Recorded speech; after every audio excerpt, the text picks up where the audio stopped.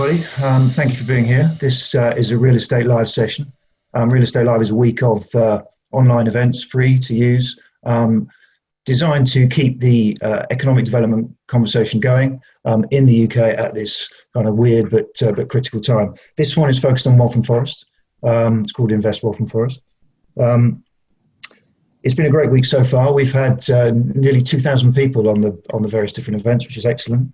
I'm just watching the numbers tick up on this. We're hoping for 100 or so here. We've got more to come later. We have a session about infrastructure. We've got a session about designing for education, so you can see them on the website. And I'm just going to quickly launch a very quick poll for everybody, if you could just have a quick look at it. So everyone watching, if you'd like to just say what will be the most important factor in kickstarting development and recovering the strength of UK real estate post-COVID-19, just make your choice. This is a poll we're running in every session this week, so we'll give the results at the end of the week, which will be probably about 4 o'clock this afternoon, when we've added everything together. Thank you for that. Just a quick word while you're doing that about Q&A. There is a button at the bottom of the screen if you're on a PC which says Q&A. Please pop your questions in that. Don't use the chat because it's much easier to manage from our end if you're using the Q&A. Very briefly from me, quick introduction to Waltham Forest. It's an outer London borough. It's one that I have a particular affinity with because it's the same age as me, formed in 1965. So I feel like a brother. As I say, it's an outer London borough. It was an Olympic borough, population of about 270,000. It's a young place. Average age is 34 as opposed to the UK national average of 40. 10,000 companies. Last year it was Borough of Culture, and it is, of course, home to the mighty Leyton Orient. So we're going to talk. That's what we're talking about today. The first speaker that we're going to get, Jonathan, you might want to try sharing your slides now, if you want Councillor Miller to have them. First speaker we're going to have today is Councillor Simon Miller.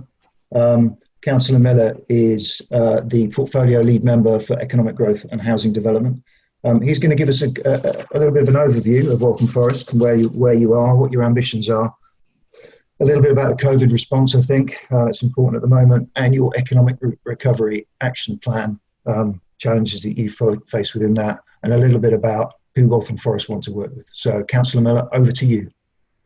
So thank you very much, Ross, and thank you all for your interest in Waltham Forest this morning and for joining us. So I think the first part of that question is, what do we want from the future? I think what's really clear is that COVID has absolutely changed everything. As a borough, we always had 3 really clear priorities. First of which is the bread and butter of every local authority in the country, which is cleaner, safer streets. The second of which was an ambition to improve the life chances of our people. And the third of which was an ambition to put a really decent roof over the heads of each and every one of our people. Now, COVID challenges that. What I want COVID to be over, I want there to be no transmission risk, and I want the death rate to stop, and I want to return to strong growth. Now, that is very much a wish, and unfortunately is unlikely to be the reality. So I think we're moving towards what at best will be an 85–90% economy, in which social distancing is the norm, in which investment decisions are turned on their heads, and in which the expectations of people are radically different from what they were just a few months ago.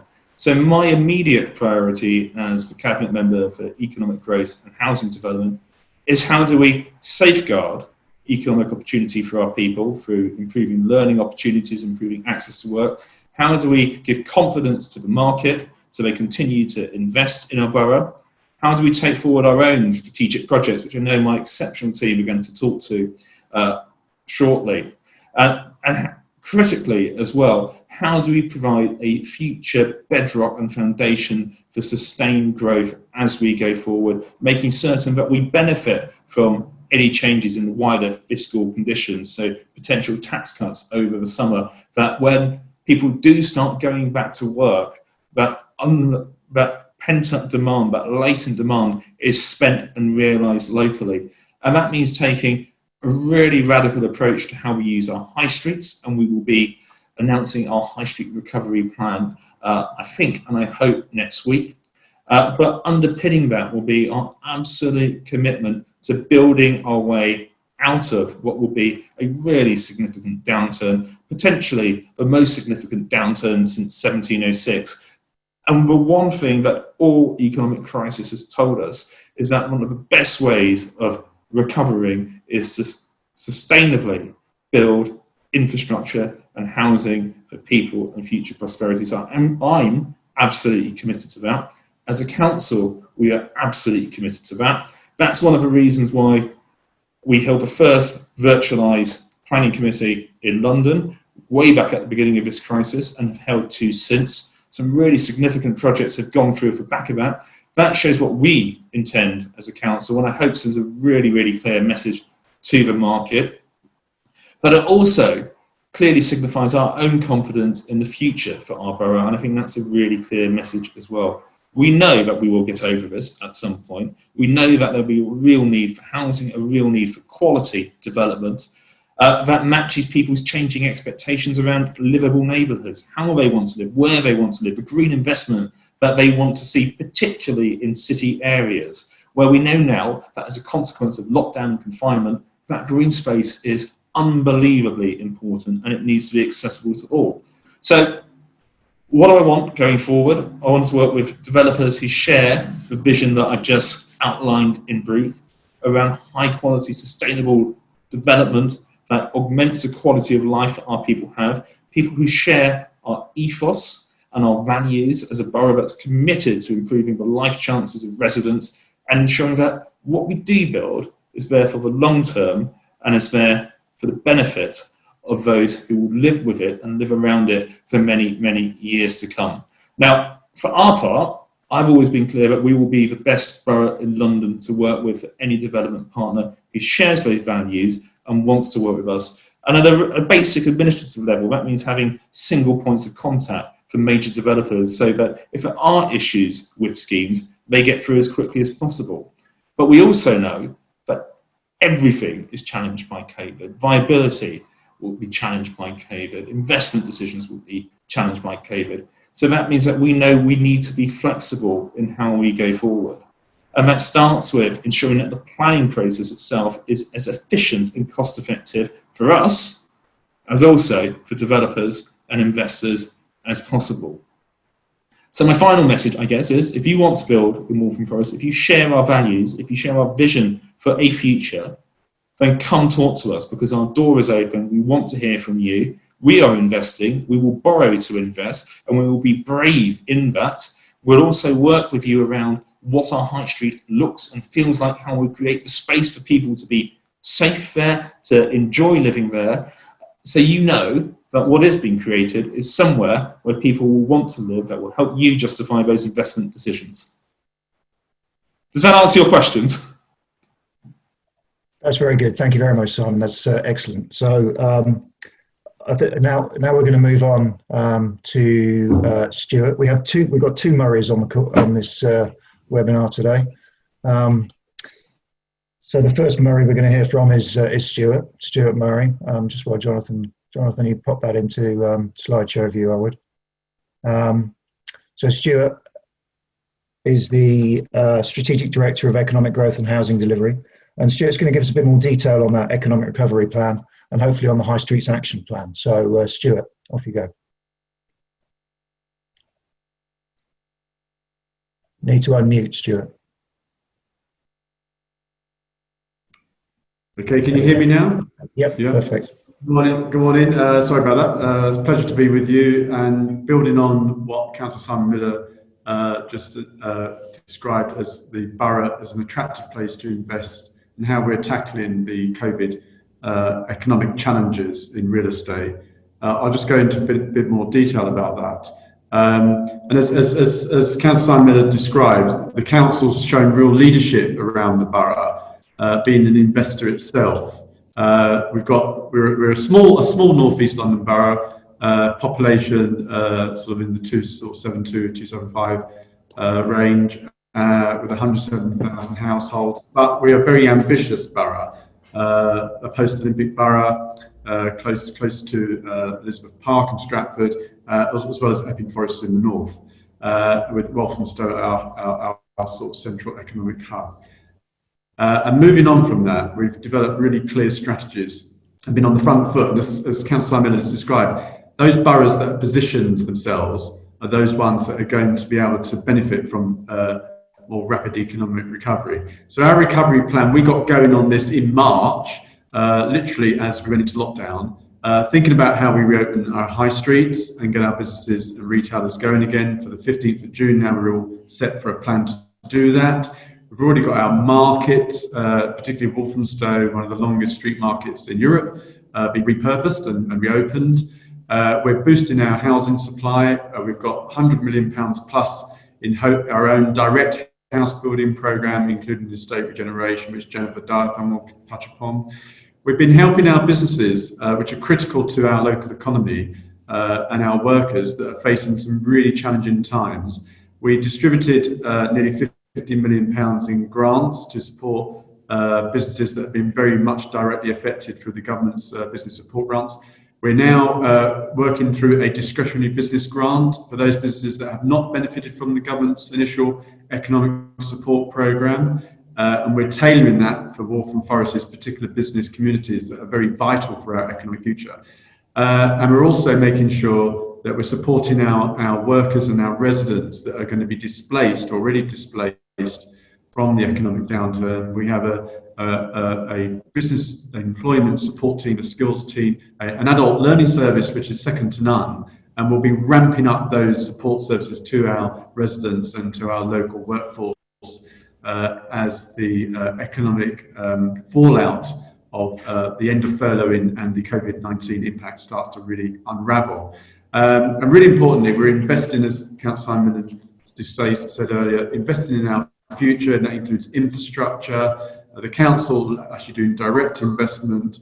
We took to a virtual cabinet meeting in April a £0.58 billion capital investment strategy, which is a huge investment in building our way out of economic challenges in the future and working with other agencies, government, GLA, TfL, Network Rail, NHS and others. We're turbocharging our major development projects. The council's put virtually all its corporate property and assets into investment and development, led by our critical and high priority town hall campus project, which has actually gone into building works now with our key contractor who started works this week. And we're repurposing our estate to make sure that it's fit for purpose in a post-COVID world. We're making sure that culture forms a real part of that regeneration and that investment.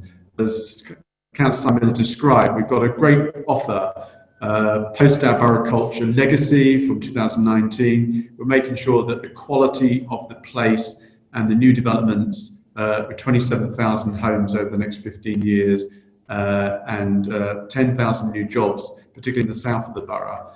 We create real exciting places which have culture at the heart of those as our borough culture legacy. And we're repositioning Waltham Forest in London and the South East and nationally as a place where you can do business. We've got a great political leadership with Simon and the Cabinet and the leader of the council.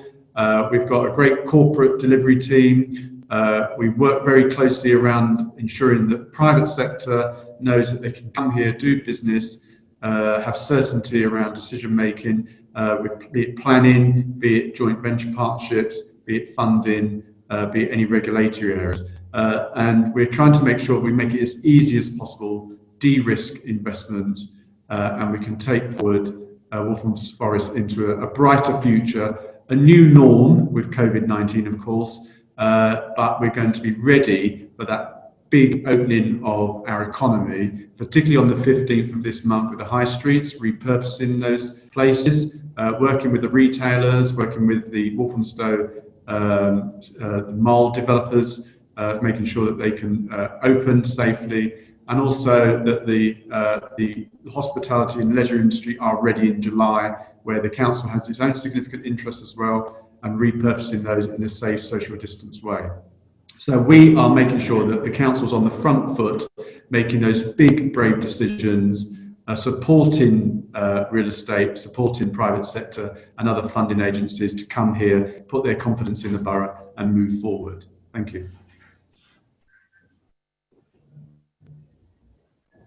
Okay, that's great, and I can see that we have some questions coming in on the Q&A. That's brilliant. Keep them coming in. We'll take them all when the team have finished the presentation. So next, we're going to go to Jennifer Dowtong. Jennifer is the Commercial Director of Housing Delivery. Jennifer's going to talk about priorities around housing delivery, and also, I hope, a little bit about 60 Bricks, your development company. So Jennifer, over to you. Thanks very much. So Stuart's already mentioned that we're a borough that's very ambitious, and we've certainly got some really ambitious home building targets. 27,000 homes over 15 years, 18,000 over the next 10 years. And we've spent the last year or so, I would say, working really hard to ensure that we've got all the right tools at our disposal to really supercharge our home building pipeline. Part of that has been things that seem quite boring but are really very necessary, and that's about getting the strategic context right. So we launched a new housing strategy last year. We also launched a new registered provider compact last year. That was really about listening to the people that we work with and understanding what needed to be put in place in order to bring forward the homes that we need. It also involved us really putting our weight behind and our investment weight behind our wholly owned council house building company, 60 Bricks. So they had been formed in 2017, but what we really saw over the last year or so was the council getting behind 60 Bricks and investing over £100 million in bringing forward a pipeline of affordable and mixed tenure housing for the borough. And that company really launched into delivery in a big way last year. We saw over 300 starts on site at the end of the year, when the council had built in total, I think, about 100 homes in the past 5 years in the lead up to that across a number of small sites. So a tripling of our pipeline in terms of the direct delivery story. And unfortunately, even though we'd managed to brave the headwinds in terms of Brexit and get all of that sorted out, we've been hit in the same way that the whole industry has by COVID-19. And what I would say about the way that we've been able to respond is that the good groundwork that's been put in place in Waltham Forest in terms of that alignment of strategic objectives, that engagement with our key partners, Jonathan talking to the market all the time, Stuart talking to the market all the time about what they need to support housing delivery, has really put us on the front foot in terms of getting back on site. So the relationships that we have with our suppliers have enabled us to get more than 97% of our programme back on site. We've been adapting and deploying that flexibility that Councillor Miller referred to earlier in putting in place measures to enable that to happen, and that has included things like faster turnaround times for payments to our suppliers, so that we're supporting our supply chain, and in particular the small subcontractors that we know need that cash flow to keep going to sustain their businesses. It's also meant that we've been able to talk to our registered providers and also to our developer partners about difficulties that they might be facing in bringing forward some of that development. And of course, using the influence that Waltham Forest has at a regional level by virtue of Councillor Coghill, the leader of the council's membership of the Homes for Londoners board, directly feeding back some of that information so that it helps to inform the way in which some of our regional partners view development coming forward. We've also ensured that this period of reflection hasn't stopped us from looking at what the future pipeline might look like. So we've been looking at how we might be able to accelerate bringing forward some of those council assets to help us build our way out of this recession. So we all know about the value add of home building, not just to the national, regional, but also the local economy in terms of jobs. We know that just by remobilising our own sites, we've supported a couple of hundred jobs just in the month of June. So we're expecting to see that there will be continued challenges in relation to COVID, not least the fact that there will be personal challenges that households are facing in relation to their own working circumstances, their housing circumstances, and we're absolutely committed to both stepping up to the plate to ensure that we're providing the products that our residents need, but also working with our partners to bring those forward too. Excellent, thank you, Jennifer. Next, we're going to hear from Ian Ray. Ian is the Commercial Director at Regeneration Planning and Delivery. And Ian is going to give us some background. You heard about those online planning meetings. That was him. So we're going to hear a bit about that, a bit about regeneration, and something about the town centre's focus, I think, Ian. So over to you. Thank you, Ross. Morning, everyone. So that's right. So we're about to launch our new local plan at Waltham Forest in the autumn, which many of you will have fed into during the drafting process so far. So it is an ambitious local plan that seeks to create planning certainty and also lock some of the significant development opportunities that we've been hearing about this morning.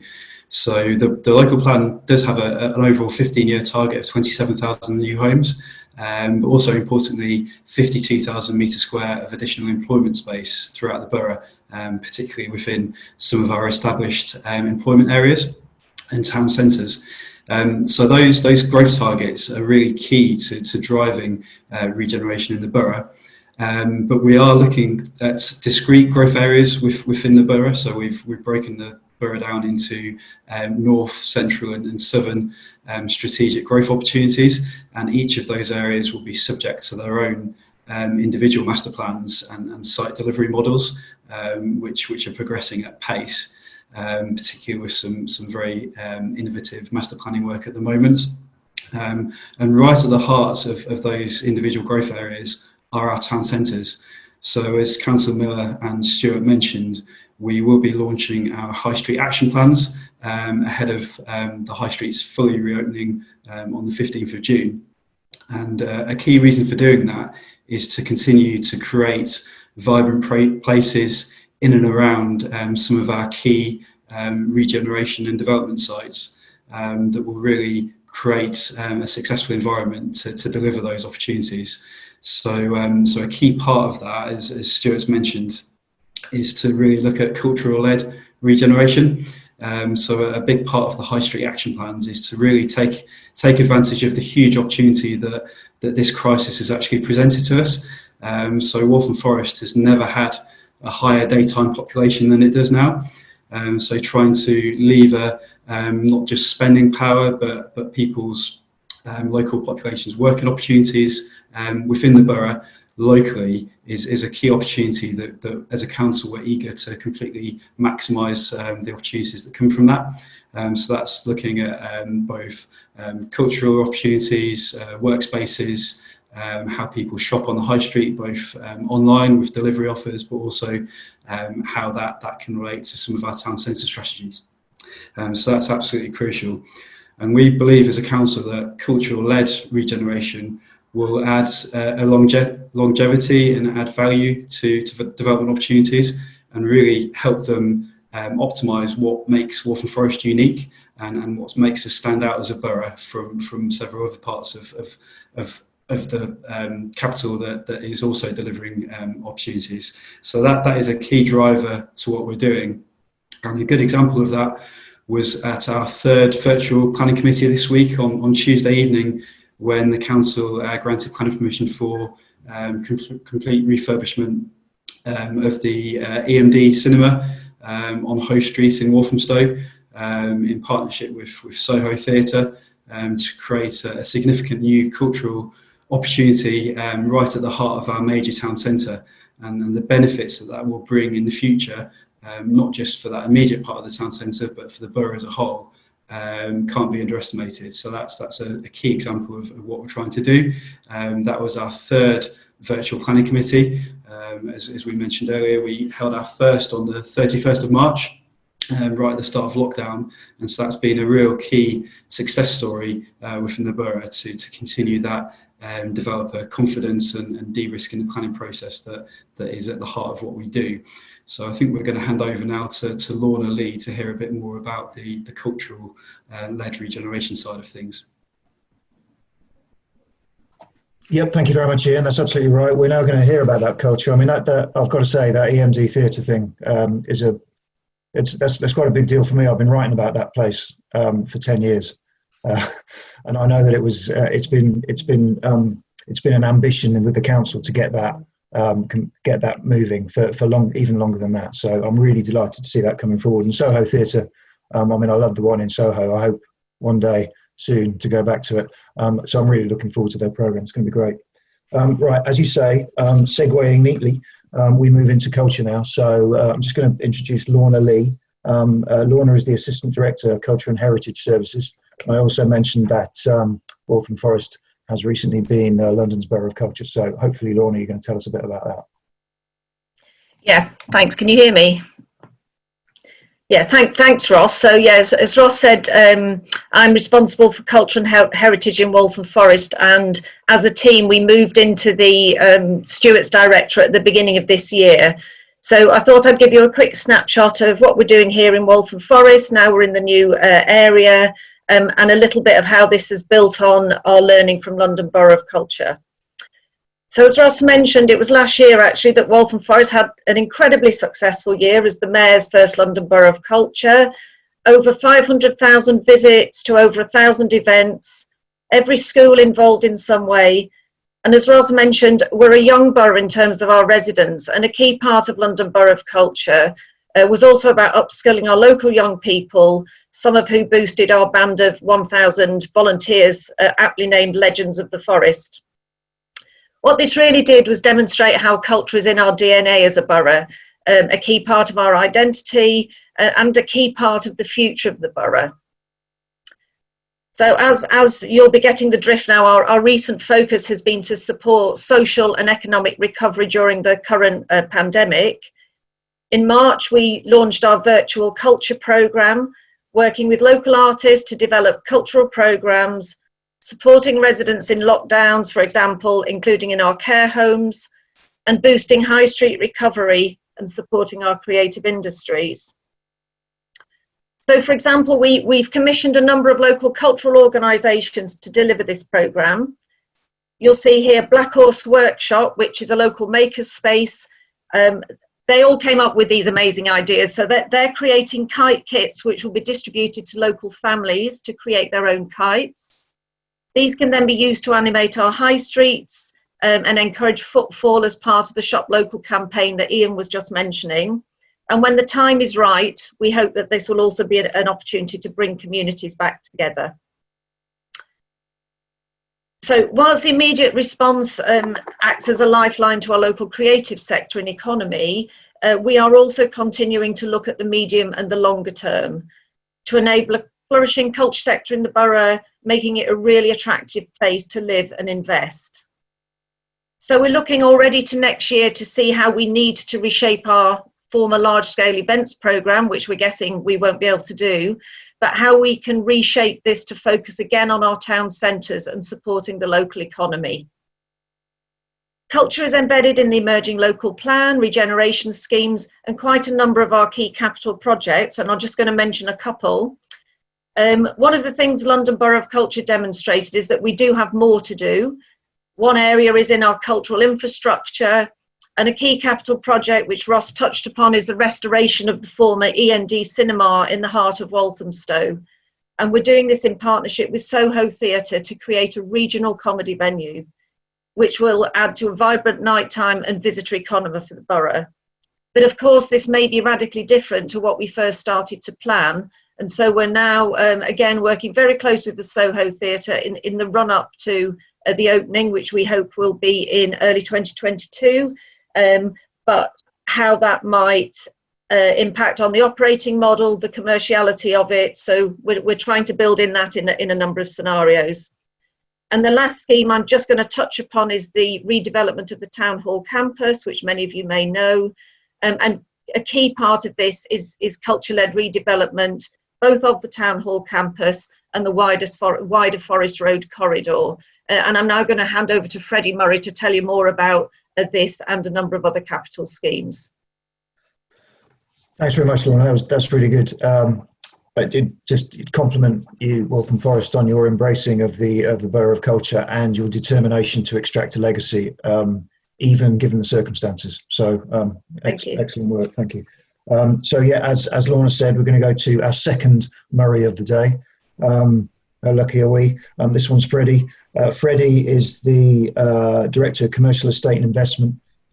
Stuart mentioned a 580 million capital investment plan, and I think Freddie, you're going to give us a little bit more about that and talking about some of the council's property ambitions. So over to you.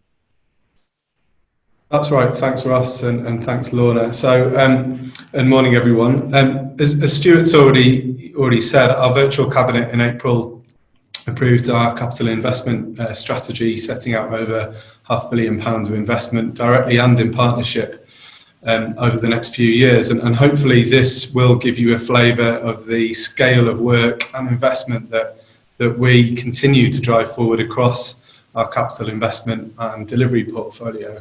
I'm not going to take you through every single project here, but I'll certainly run through some of the key projects and work streams beyond our capital projects. As Ross has said, this is as much about our corporate property and land ambitions as anything else.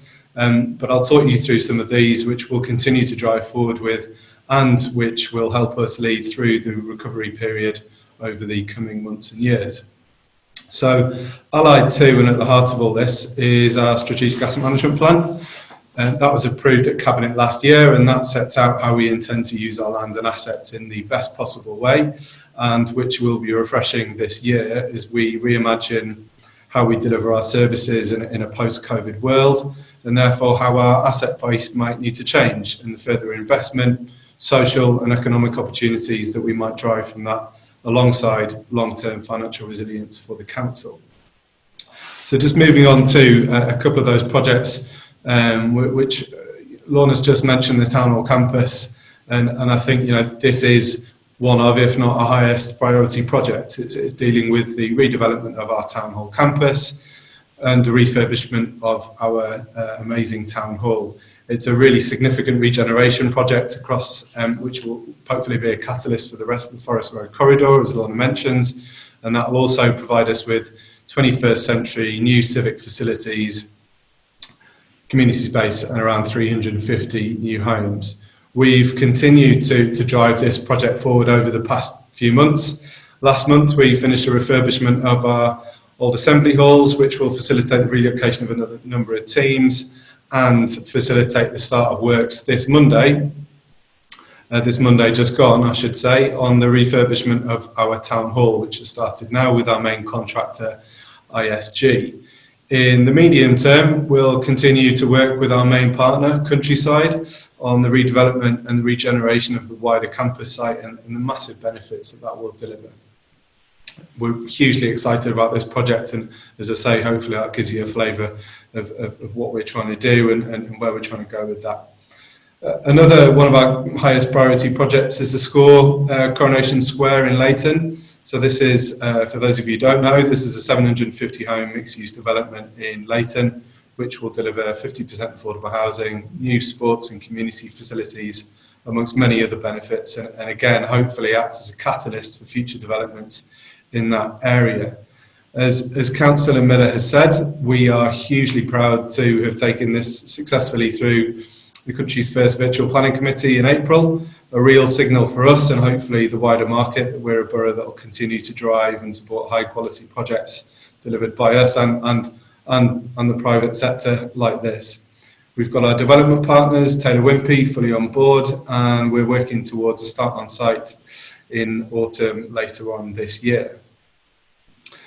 Moving on from our projects, I think for me in particular, it's key to set out, I think, some of the support that we've been providing our tenant base. So we've got a significant commercial estate of around 450 tenancies across around 260, 270 buildings and assets across the borough. I wanted to set out the support that we're providing to those tenants beyond the grants programme through this hugely difficult time. We've got a burgeoning employment base growing in Waltham Forest. in particular our SME base, and that reflects our own tenant and commercial rent portfolio. So following lockdown in March, we took the really early step. I think we were probably one of the first on the front foot on this in late March to agree and implement an interim rent policy.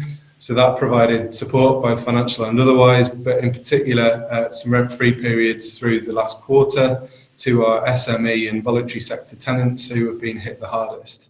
And to date, we've supported getting on for around 100 tenants and businesses across that. Going forward, we'll continue to work closely and supportively with our tenants to ensure that those who require our help, support and leadership over the coming months and years, really, as well as providing us with some resilience across the portfolio, will continue to do that. And as I say, at the heart of that is our strategic asset management plan and our property strategies. And we'll continue to be flexible in terms of how the next few months and as I say, years will play out, both for us in terms of service delivery, but again, helping to really provide that drive and that leadership to lead economic recovery across a number of sectors and areas, including employment, business growth, and all those really important things that we want to support going forward. Thank you. Thanks, Barry. Thanks very much. Some great projects there, and I can recommend a little look at the Lee Bridge Station stuff for anyone who's interested in a kind of comprehensive approach to regeneration around a new station. A really great piece of work. Finally, from our Waltham Forest speakers, we're going to get Jonathan Martin, who will, you can't see him on full screen, it's always a treat. He will be demonstrating that gentleman's tailoring is not dead. Thank you, Jonathan, for that. Jonathan is the Director of Inward Investment, and he's going to tell us about the Inward Investment Programme, about building confidence, and hopefully about a few investment opportunities in the borough. Thanks, Jonathan. Thank you very much for that introduction, Ross, and welcome, good morning to our viewers.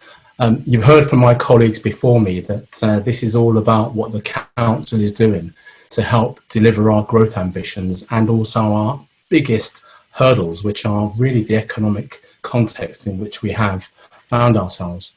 But what we're looking to do as one of our major drivers is sustain the current pipeline and also build on that pipeline with increased confidence to the market.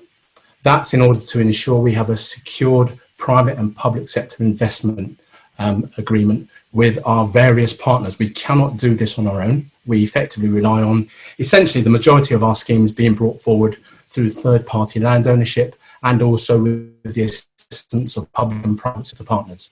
What you can see on this screen is the catalyst for growth is around that inward investment piece. It forms part of our Invest Waltham Forest programme. We've got to maintain that we're open for business. We did that, as has been said by colleagues, in terms of ensuring that our planning was still taken online when we hit the lockdown way back in March, and we've now had 3 plans, as Ian mentioned earlier. We've embraced that in terms of other governance structures within the council, and that again is to show that we can continue to maintain our functioning and also our delivery of services to our businesses, our investors and our residents, which is obviously absolutely paramount. What does it mean for us in terms of actually talking to the market? It's about positive engagement. We've got to work to make sure we have practical support to our investors, our developers, our contractors with the schemes they deliver to the borough. So we're here to talk. We're having ongoing discussions about schemes currently on site, currently being planned, and schemes already in delivery. And these are things that we've got to maintain to ensure that confidence of certainty that your investment is secure. We've looked at how we can deliver additional help through grants, additional help through support in terms of the COVID costs of burden. And we're looking at how we can move forward with the Economic Recovery Action Plan to really start to map out how we transition out of this current period. Inward investment briefings, this is what this is all about. It's about meeting and greeting us for a change, rather than having the many developers that we have in the borough represent us and act as advocates for us. You've got a chance to meet some of the senior team that are delivering on these programmes. They complement the leadership, they complement the senior executive, whether it's Councillor Claire Coggill, Councillor Simon Miller, obviously Martin Eastham and Stuart Murray, in terms of how we're delivering these ambitions and objectives for our residents and our businesses. Virtual briefings are the way forward. We're going to have to get to some point of a hybrid position as we start to transition back into some physical touch with each other. I think it's going to be around how we can make sure it's COVID secure, and whether we touch through events or other types of fora, it will be something we'll have to work on to make sure it's effective and value for money. On the other side of the slide, you've got the development updates, and that's where we're working with our market, ensuring that we understand where the schemes are in terms of progress, also understanding what we've got to deliver in terms of the capital investment strategy. Market intelligence, vitally important for us. We're working with our investors, working with the market in terms of where is the market going, what are we looking to do, and I'll touch on that in the next slide.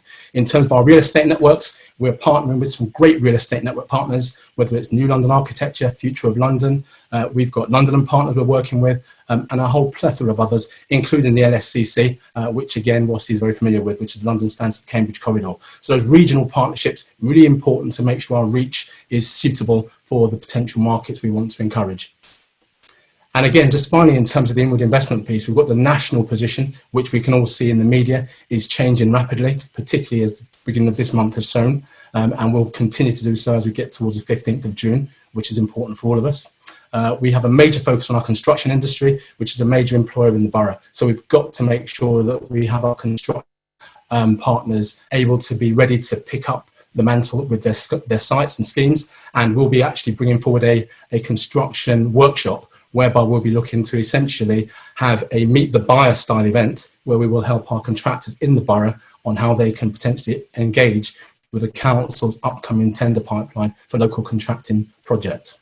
We're looking at our local and London-wide investors and developers in terms of their business strategies. We know they're more cautious, but we believe we can help. We can actually bring them forward with that certainty. And in terms of on the bottom part of this slide, the Waltham Forest investors position, again, we see that we are still having many conversations ongoing, many online discussions, and amazingly still getting people from these sites so keen to go and actually look out and find sites in the borough, whether they're windfall sites or whether they're sites they've been eyeing up for some time. There is still a groundswell of opinion that wants to invest in the borough and bring forward development.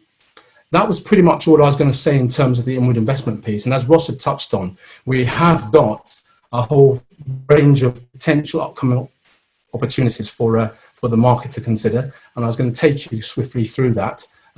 Obviously, conscious that some of you may not have been aware of the borough in its entirety. But what we're looking to do is have a good range of potential schemes. So as you can see on this slide, which is our upcoming opportunities slide, we have a number of areas that we're focusing on. We're looking at Low Hall Depot, which is near Lee Bridge area, which is in the southeast of the borough, as a scheme that we're going to bring forward, and I'll just touch on that in a separate slide. Also, Cross Hospital site near Leyton with Bart's NHS Trust, and that's a major opportunity coming forward. We've got another scheme which is Chestnuts House, which is something we want to really support as we bring forward a potential heritage opportunity of Grade 2 style listed building just outside Waltham Town Centre. And then we're looking at the major opportunity around Avenue Road Estate, which is an estate regeneration opportunity, which I'll ask Jennifer to comment on as we go through the slideshow. And then finally, it's the south edge of the borough, the Lee Bridge area, which I'll touch on very swiftly.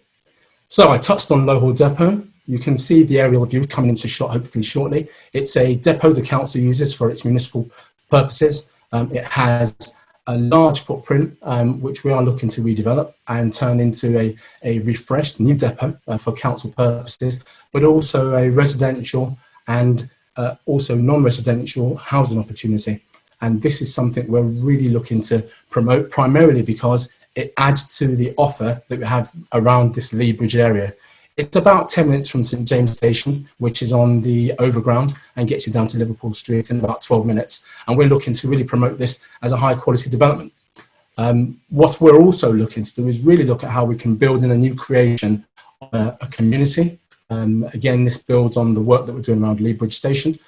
We're looking at the potential for about 450 new homes, of which importantly, as it's council owned land, we want to make sure we've got a 50% affordable housing offer. But importantly, and you've heard this from other colleagues, it's about how we deliver the jobs and community space and cultural space that can be incorporated in this area, which again is that golden thread that runs through our DNA as we go throughout the borough, essentially looking to regenerate. Here you can see the final metrics, which are just around the size of the site, which is a 4-hectare site, centrally located, 18 hectares of green space and playing fields around it as designated metropolitan open land, and we've got a borough employment area to the south with a bus route that runs through the site as well. So I was going to go on quickly now to Whipps Cross, which is something we've touched on previously.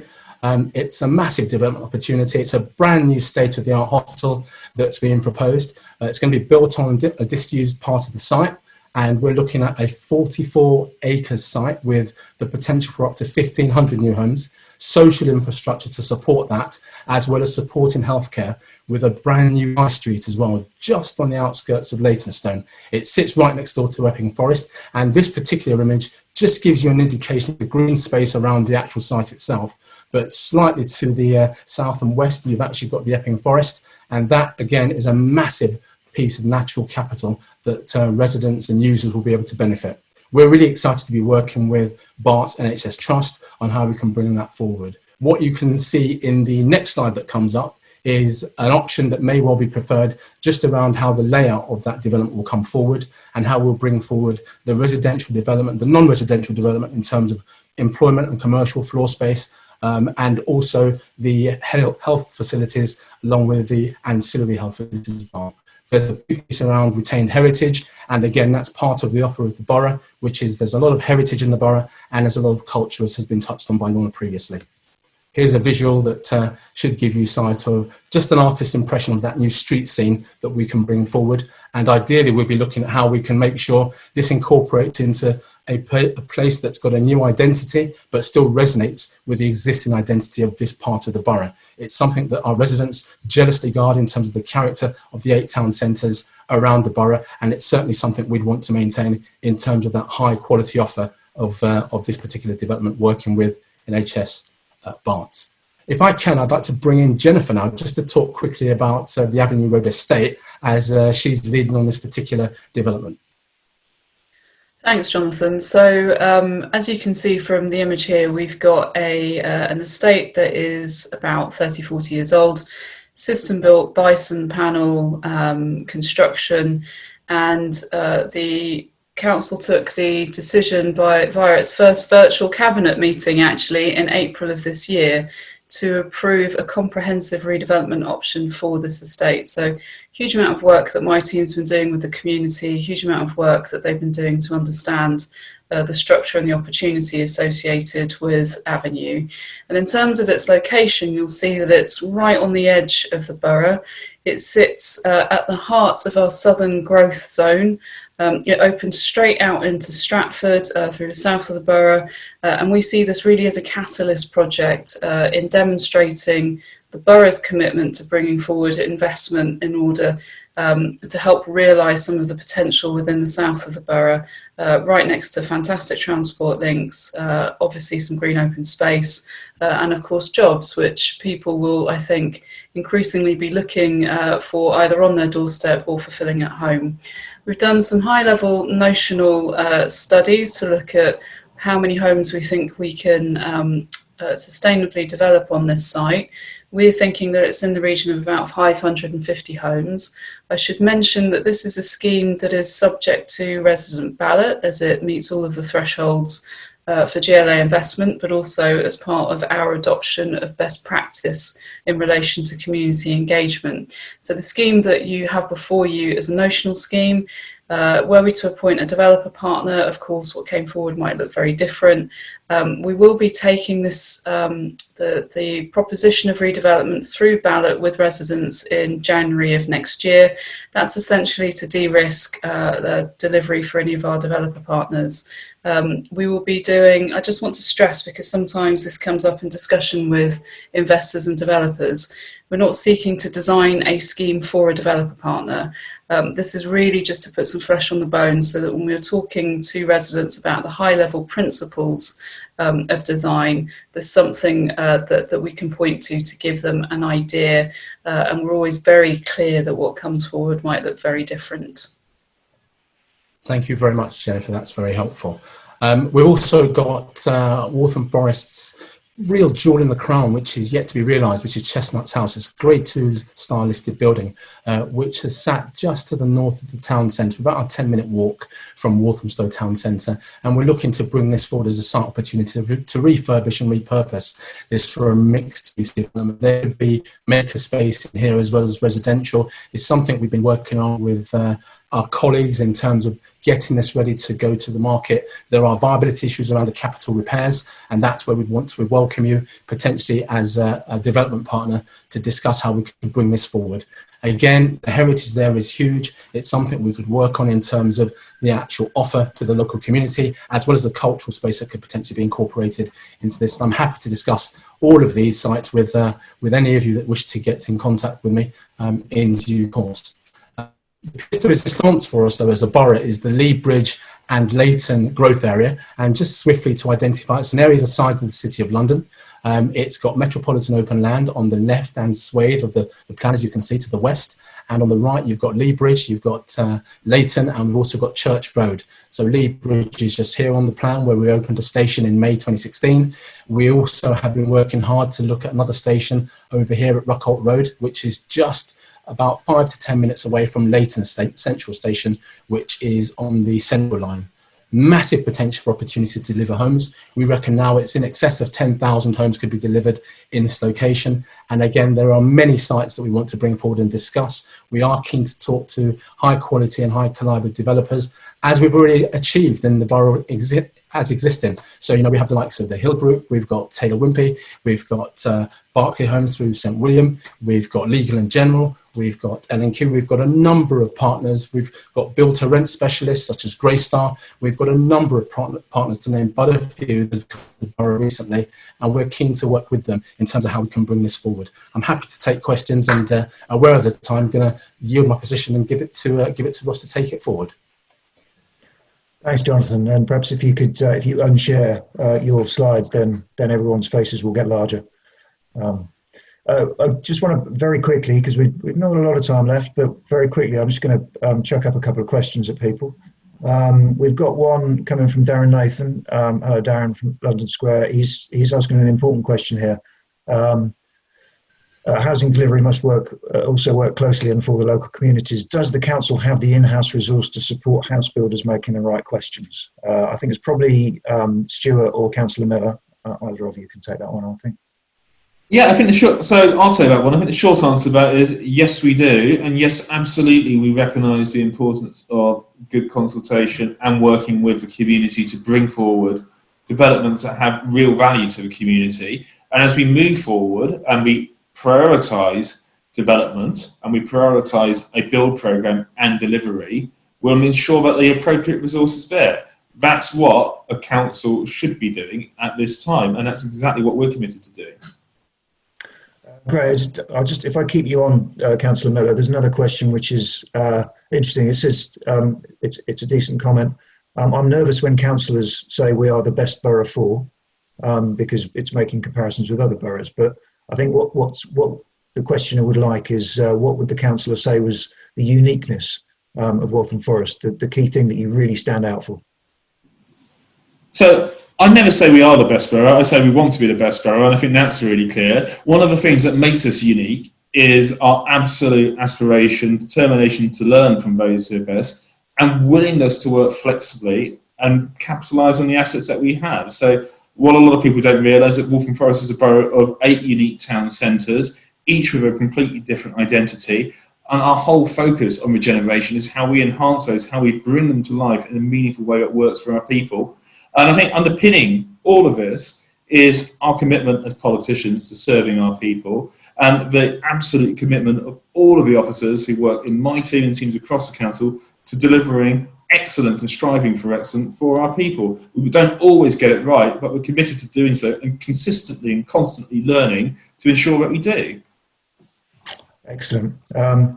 Thank you. I'm just going to throw one more question in, which seems to come from a potential occupier, so you'll be excited about that. A Walthamstow resident who runs a design company currently based in Highbury and Islington. All he can see there is commercial sites being taken over by residential. So he's thinking about moving out. But he wants to know what thinking the council has about bringing creative businesses to the creative borough, presumably creative businesses, moving some creative industries out of central London. There's been some talk this week about the idea that outer London might be a more attractive location for reasonably sizable companies to locate in now. As the questioner says, one thing that COVID has taught us is the world is more flexible about how and where you work. Perhaps Ian and Lorna, what have you got in your placemaking armoury to attract creative businesses to locate in Waltham Forest? We certainly do. I mean, that's a key point in terms of trying to create the spaces for those creative industries, and that might be spaces in new developments, or it might be looking at some of our existing building stock and employment stock and making sure that continues to grow. So a good example of that is Black Horse Lane industrial area. So that has a large number of creative industries who've largely moved from more inner London locations, given the community and the sort of sector partnerships they can have with some of the other businesses that have moved there. So that forms a key part of our creative enterprise zone work that we're currently putting together for Black Horse, but the same would apply to other locations across the borough as well. Excellent. Lorna, do you want to come in at all? Briefly, really, on the sort of people side of things, I think it's a very connected place. It was connected from its creative industries before Borough of Culture, but Borough of Culture sort of really sort of harmonised and strengthened those connections. And I also think in terms of workforce, we are a young borough, and you know the underpinning is to try and turn residents into workers. So there is the opportunity for a really good skilled workforce as well. If I come in really quickly on that, just to say to your questioner, email us. If you want out of Highbury and Islington, we want you in our borough, and we want our creative talent to be working and realising their talent in our borough. Okay, I can probably tell you who they are, Simon, so I'll make sure you know. Right, just sort of one last question, and then we'll have to close. Interesting one about your location. You're in a great place, located where the Lower Lee Valley joins the Upper Lee, close to the Olympic Park, at the southern end of the corridor between London and Cambridge, the UK Innovation Corridor. How can you, do you think, leverage that position with all the assets that brings to bring growth, inclusive growth to your locations? I think probably Stuart, that's probably yours. But I think I know who that question came from. So we're part of the London Standards and Cambridge Corridor grouping, and Jonathan's leading for us with Simon on this in terms of exploiting our geographical position within that corridor. We've had very strong connections with and partnerships with our adjoining Upper Lee Valley boroughs. We're part of the four former host Olympic boroughs, working closely with the LLDC. We're working with those councils and local authorities and those agencies beyond London up the corridor with the LSCC, and we do need to make those stronger connections between the economic opportunities, the transport, the infrastructure opportunity, and the growth opportunities to make sure that those areas and those locations and the people and businesses within them can take a more spatial, regional approach to their investments. Our leader has engaged closely with the LSCC recently, and we're working closely with Enfield, Haringey, and the Upper Lee Valley boroughs to make sure that London and the adjoining corridor council, local authority areas have a very strong economic geography and a strong economic offer to national and international investors. And also, I think what's really important is the learning institutions, so links to Cambridge University. We're also already in discussion here with possible university relocations and satellite campuses. So there's a whole range of areas of work that we need to strengthen that partnership and exploit. Yeah, that's great to hear, Stuart, and I'm sure you're right about who asked the question. So I'm going to close there. I think we've had a really good session. I'm pleased that Waltham Forest, just like me at the same age, is facing a time of great opportunity and excitement over the next few years. I'm looking forward to it.